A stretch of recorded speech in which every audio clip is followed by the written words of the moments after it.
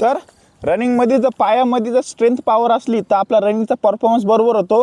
तर आज आपण हाच वर्कआउट बघ ना, 5 किलोमीटरचा तिसरा वर्कआउट आहे आपला, तो म्हणजे हिल ट्रेनिंग किंवा स्टेअर वर्कआउट। या वर्कआउटने काय होतं माहिती आहे का, आपल्या पायामध्ये ताकद येते आणि आपली स्ट्राईड एकदम चांगल्या पडते। तर हा वर्कआउट कसा करायचा हे आज आपण बघणार आहे, तर चला बघू। तर आपण पहिला वर्कआउट बघू, हिल वर्कआउट। हिल वर्कआउट म्हणजे काय करायचं, चढावर काय करायचं, 100 नाही तर 200 मीटर असं चढावर रनिंग करायची। पण एक गोष्ट आहे, जाताना स्पीडमध्ये जायचं, येताना हळूहळू खाली यायचं, वॉकिंग करत यायचं। म्हणजे वॉकिंग करत प्लस बॉडी रिलॅक्स करत द्यायचं।